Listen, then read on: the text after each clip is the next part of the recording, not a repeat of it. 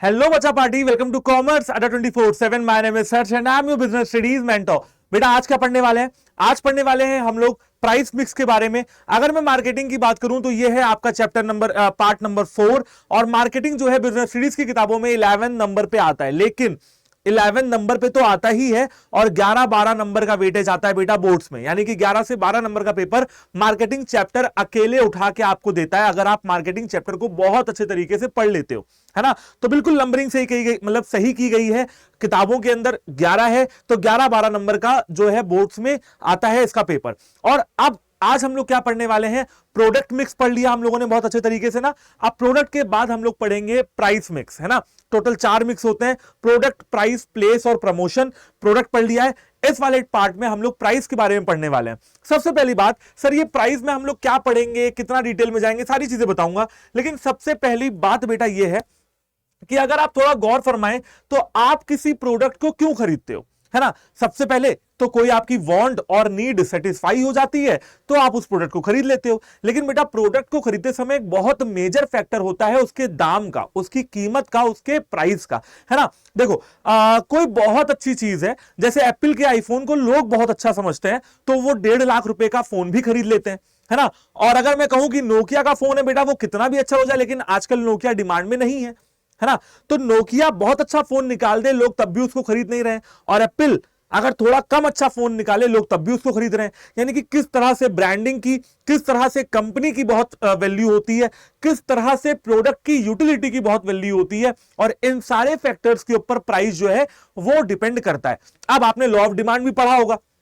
Law of demand में simple आपने एक चीज पढ़ी कि प्राइस ज्यादा होगा तो डिमांड कम हो जाएगी और प्राइस कम होगा तो डिमांड ज्यादा हो जाएगी, है ना। कुछ इस प्रकार से चीजें हम लोग इकोनॉमिक्स में, बिजनेस स्टडीज में पढ़ते आए। लेकिन अगर मैं मार्केटिंग की बात करूं तो मार्केटिंग करते समय, अपने प्रोडक्ट के बारे में कस्टमर्स को बताते समय ना, प्राइस एक बहुत इंपॉर्टेंट रोल प्ले करता है। अगर आपके प्रोडक्ट का प्राइस सही है तो लोग उसको पसंद करेंगे ऑटोमेटिक तरीके से। एग्जांपल के तौर पे एक फोन की कंपनी है, उसका नाम है रियलमी, और एक और फोन की कंपनी है जिसका नाम है MI। हम लोग इसको शॉर्ट में MI बोलते हैं, रियलमी बोलते हैं, ठीक है। आप अगर देखें रियलमी और MI के फोन्स को तो आप पाएंगे कि भैया 10-12 हजार रुपए में पूरे कंपटीशन को खत्म कर रखा है। इतने अच्छे कैमरे, इतना अच्छा इंटरनल स्टोरेज, इतना अच्छा एक्सटर्नल स्टोरेज, ऐसा क्यों हो पा रहा है? और लोग इसको खरीद रहे हैं क्योंकि इन्होंने क्या किया, अपने प्रोडक्ट को इनोवेशन में तब्दील किया। यानी कि अपने प्रोडक्ट में इनोवेशन लाए, अपने प्रोडक्ट में कुछ नया किया, कुछ ज्यादा अच्छी चीजें दी और बहुत ही कम दाम में दी। अब अगर आप देखोगे 10-12 हजार रुपए में इनके बहुत अच्छे फोन आ जाते हैं। तो इन टर्म्स ऑफ कि हाँ भाई स्केल ऑफ ऑपरेशन किसके पास है? इन दोनों कंपनीज के पास है। ऐसे ही आप देखो पोको के फोन बहुत अच्छा जो है कर रहे हैं, वीवो के फोन बहुत अच्छा कर रहे हैं। हाँ वो अलग बात है कि एप्पल जो है एक ग्लोबल कंपनी है, एप्पल के फोन दुनिया में हर कहीं खरीदे जा रहे हैं तो वो एक बड़ा ब्रांड बन चुका है। बट ये ब्रांड भी कुछ बुरा नहीं कर रहे हैं, अपने हिसाब से सही कर रहे हैं, लोग इनके प्रोडक्ट भी खरीदते हैं। आज भी आप देखेंगे बेटा फ्लिपकार्ट की सेल आती है, अमेजन की सेल आती है, बिग बिलियन डेज या ऐसा कोई ऑफर आता है तो आप देखेंगे रियलमी और MI के फोन ज्यादा बिकते हैं in comparison to iPhone. IPhone अगर 10 में से 2 लोग खरीदेंगे तो रियलमी वाले 8 फोन जो है लोग खरीदेंगे तो रियलमी का खरीदेंगे। क्यों? क्योंकि भैया 2 लोग बहुत अमीर हो गए तो उन्होंने 1.5 लाख रुपए का फोन खरीद डाला। लेकिन जो लोग मिडिल क्लास, और इंडिया तो भरा हुआ है मिडिल क्लास से, वो रियलमी के फोन ले रहे हैं। तो इसका मतलब मैंने आपको यह समझाने की कोशिश की कि किस तरीके से प्राइस का क्या इफेक्ट पड़ता है आपकी साइकोलॉजी के ऊपर, और आप प्राइस देख के भी प्रोडक्ट को खरीदते हो। और बेटा हम सारे जो मिडिल क्लास के लोग हैं ना, आज भी किसी मॉल पे जाते हैं तो पहले शर्ट पसंद आती है, शर्ट के पीछे टैग लगा होता है और टैग को पलट के प्राइस देखते हैं। क्यों देखते हैं? कुछ इस तरीके का टैग होता है। क्यों देखते हैं? क्योंकि बेटा आज भी हम मिडिल क्लास के हैं एंड हम प्राइस देख के ही सामान को खरीदते हैं। अगर कोई प्रोडक्ट बहुत अच्छा है लेकिन उसका प्राइस बहुत ज्यादा है, हमारे बजट में नहीं है, तो शायद हम उसको नहीं खरीदते हैं। लेकिन अगर कोई प्रोडक्ट थोड़ा सा इंफीरियर भी है, थोड़ा सा हमको पसंद नहीं है लेकिन फिर भी प्राइस सही है, तो हमको वो सही लगने लगता है। यानी कि हमारे प्रोडक्ट को डिसीजन, हमारे प्रोडक्ट को खरीदने वाले जो डिसीजन है ना, उसमें प्राइस का एक बहुत इंपॉर्टेंट रोल होता है। अब आपने इतनी कहानी समझ ली होगी तो आप आगे भी समझ जाओगे। सबसे पहले प्राइस है क्या? प्राइस एक ऐसी मॉनिटरी वैल्यू है paid in consideration for purchase of a product. जब भी हम कोई सामान खरीदते हैं, जब भी हम कोई प्रोडक्ट खरीदते हैं तो उसके कंसीडरेशन में हमें क्या देना पड़ता है? हमें प्राइस पे करना पड़ता है। और service by a buyer to it seller, चाहे हम कोई प्रोडक्ट खरीदे और चाहे हम कोई सर्विस ले, हमें उसके बदले में प्राइस देना पड़ता है। डॉक्टर के पास जाते हो, इलाज कराते हो, प्राइस पे करते हो, इंजीनियर के पास जाके अपना घर बनवाते हो, आर्किटेक्ट के पास प्राइस पे करते हो, लॉयर के पास जाके इंसाफ की दुहाई करते हो, अपना केस लड़वाते हो तो प्राइस पे करते हो, सामान खरीदते हो, कोक खरीदते हो, कुरकुरे खरीदते हो, लेस खरीदते हो, कुछ और सामान खरीदते हो तो प्राइस पे करते हो। यानी कि प्राइस ही वो कंसीडरेशन है जो सेलर को चाहिए। हम लोगों ने पढ़ा था ना मार्केटिंग में एक्सचेंज मैकेनिज्म, तो बेटा एक्सचेंज मैकेनिज्म में क्या पढ़ा था? कीमत, दाम, सेलर को क्या चाहिए? पैसा, और बायर को क्या चाहिए? प्रोडक्ट या फिर सर्विस। अब देखने वाली बात यह है कि किसी भी कंपनी में जब भी अपने प्रोडक्ट के प्राइस को तय करने की बात होती है तो कौन से फैक्टर्स पे नजर डाली जाती हैं? वो ऐसे कौन से फैक्टर्स हैं? सबसे पहला आता है बेटा कॉस्ट ऑफ द प्रोडक्ट। जैसे मैं अगर कहूं कि एक फोन है, एक फोन की कीमत है 5,000 रुपए, फोन को बनाने में खर्चा आया 5,000 रुपए, तो 2,000 कंपनी का प्रॉफिट हो जाता होगा, ठीक है, और बाकी का थोड़ा बहुत 500-600 रुपए मान लो टैक्स लग गया, ठीक है। इसके बाद मान लो भाई 2,000 रुपए का जो है बीच के मिडिल इंटरमीडियरीज ने ले लिया बेचने वेचने के लिए, है ना, बाकी प्रमोशन वगैरह में खर्च हो गया, तो कुल मिला के इसका जो प्राइस पड़ेगा अभी कितना हुआ? 5, 6, 7,000, 8, 9,000, 9,500 और 500 रुपए बेटा मान लो कि इसका एडवर्टीजमेंट वगैरह में खर्च हुआ है ना। तब जाके कंपनी क्या करेगी? तब जाके कंपनी इसको 10,000 रुपए में बेचेगी, तब जाके कंपनी क्या करेगी? इसको 10,000 रुपए में बेचेगी। इसमें सबसे पहला जो वो है कि भैया कंपनी का पैसा बहुत खर्च हुआ है, 5,000 रुपए बनाने में खर्च हुआ, प्रॉफिट कंपनी तो छोड़ दो, प्रॉफिट की कोई बात ही नहीं हो रही है, 500 रुपए एडवर्टीजमेंट में खर्च हो गया, 500 रुपए का टैक्स चला गया। कुछ इस प्रकार से जब भी कोई कंपनी किसी भी प्रोडक्ट का प्राइस तय करती है, फोन का प्राइस तय किया 10,000 रुपए, तो उसमें कॉस्ट भी देखी कि हमारी लागत कितनी लगी, है ना, कितना हमने खर्च किया, कितना हमको मिलेगा, तब जाके किसी भी प्रोडक्ट का प्राइस तय किया जाता है।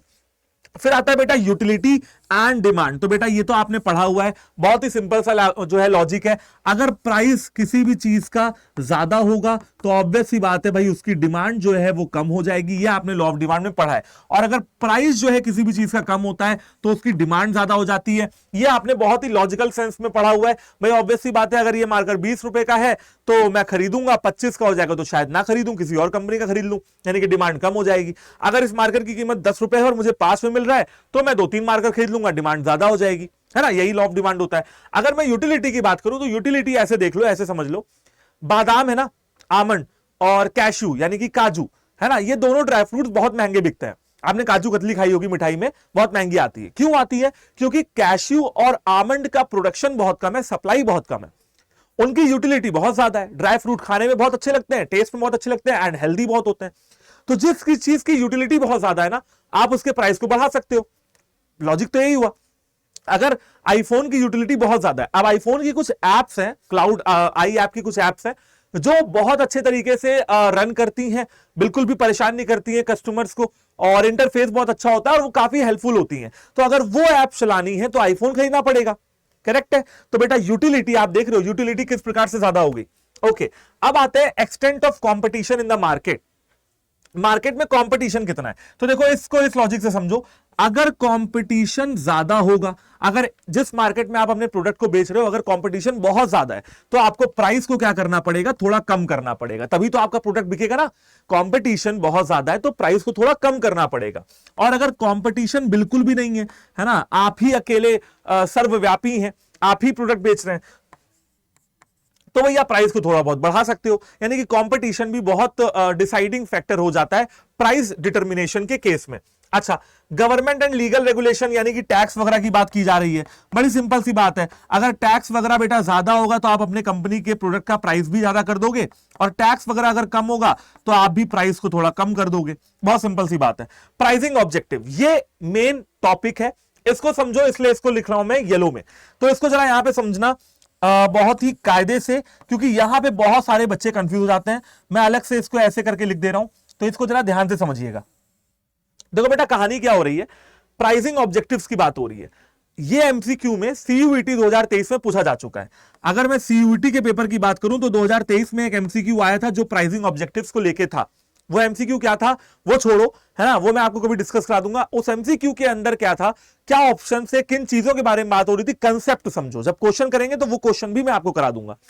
कंसेप्ट ये है बेटा, कुल मिला के कहानी ये है कि अगर आपकी कंपनी शॉर्ट रन में ज्यादा पैसे कमाना चाहती है, अगर कंपनी चाहती है कि शॉर्ट रन में यानी कि कम समय में बहुत पैसा कमा ले, अगर कंपनी शॉर्ट रन में प्रॉफिट कमाना चाहती है और वो भी ज्यादा, तो उस केस में क्या होगा, आपको प्राइस ज्यादा करना पड़ेगा। ठीक है ना, आपको प्राइस क्या करना पड़ेगा, ज्यादा करना पड़ेगा। देखो समय कम है, 2-3 महीने का समय, प्रॉफिट बहुत कमाना है, तो भैया इस मार्कर को 100 रुपए का कर दो। कुछ ऐसा बताओ कि इसी मार्कर में है, दुनिया का आखिरी मार्कर यही है, लोग 100 रुपए का भी खरीद लेंगे, कुछ ऐसा करो, है ना। अब क्या करो वो कंपनी टू कंपनी डिपेंड करता है, बट कहानी यह है कि शॉर्ट रन में अगर आपको ज्यादा पैसे कमाने हैं तो आपको प्राइस को क्या करना पड़ेगा, ज्यादा करना पड़ेगा।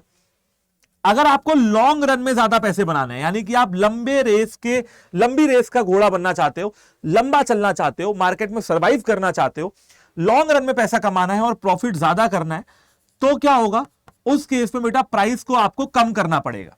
आज अगर प्राइस कम रहेगा तो कॉम्पिटिटर्स को आप डाउन करोगे, और कस्टमर्स को आपका प्रोडक्ट अगर पसंद आ गया और प्राइस भी कम है तो भैया प्रॉफिट ही प्रॉफिट होगा लंबे रन में। अच्छी चीज क्या है, अब आप पूछोगे सर शॉर्ट रन में पैसा कमाना अच्छा है या लॉन्ग रन में पैसा कमाना अच्छा है, तो भैया मैं ये कहूंगा कि कंपनी का ऑब्जेक्टिव है, कंपनी जो चाहे वो कर ले बेटा। कंपनी के ऊपर डिपेंड करता है कि वो शॉर्ट रन में कमाना चाहते हैं या वो लॉन्ग रन में कमाना चाहते हैं, ये तो कंपनी के ऊपर डिपेंड कर रहा है ना। और इसी को क्या कहते हैं, प्राइसिंग ऑब्जेक्टिव कहते हैं। अब क्वेश्चन में भी बेटा यही सारी चीजें थी, एक कंडीशन डाली गई थी कि प्रॉफिट कमाना है शॉर्ट रन में तो क्या करना पड़ेगा, प्राइस को ज्यादा करना पड़ेगा, इंक्रीज डिक्रीज, यही 4 ऑप्शन थे।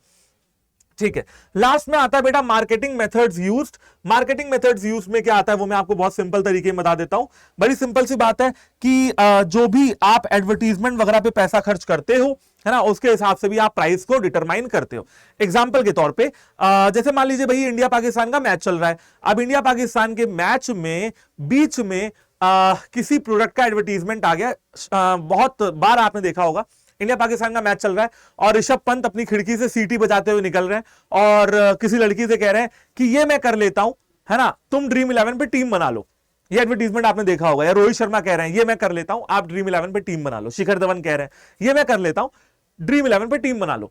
अब ड्रीम 11 का जो एडवर्टीजमेंट है वो भाई साहब इंडिया और पाकिस्तान के मैच के बीच आ रहा है।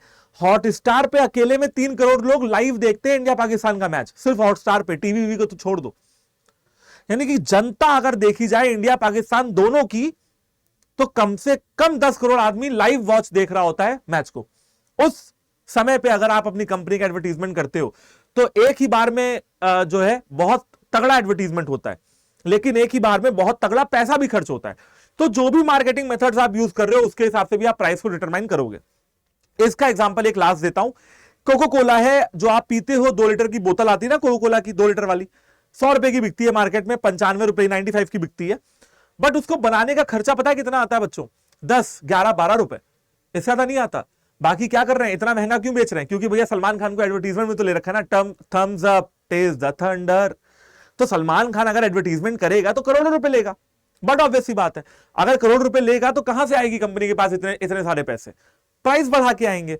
तो ये होते हैं बेटा मार्केटिंग मेथड्स यूज्ड। आप लोग को आज की क्लास कैसी लगी ये जरूर बताइएगा। प्राइस में सिर्फ इतना ही है, छोटा टॉपिक है, और जैसे प्रोडक्ट बड़ा था, प्लेस बड़ा है, प्रमोशन बड़ा है, पर प्राइस में आपको थोड़ा आराम मिलता है। आपको यही जो 5-6 फैक्टर्स हैं इनको समझना होता है। जो मैंने यहां पे लिखा है ये आपको समझने के लिए मोर देन इनफ है। अगर आप इसको समझ गए हो तो आपको कुछ भी समझने की और जरूरत नहीं है। आप एक बार एनसीईआरटी रीड मारोगे आपको सब कुछ एकदम डायमंड की तरह क्लियर हो जाएगा। तो बच्चा party, bye bye, take care, all the very best. और इसके अलावा कॉमेंट करके जरूर बताना कि आज की क्लास कैसी लगी आपको, and do share the session and do subscribe the Commerce Adda 24/7 channel, ताकि आपको ऐसे ही सारी प्यारी प्यारी वीडियोस मिलती रहे। बाय बाय, जय Hind, have a good day.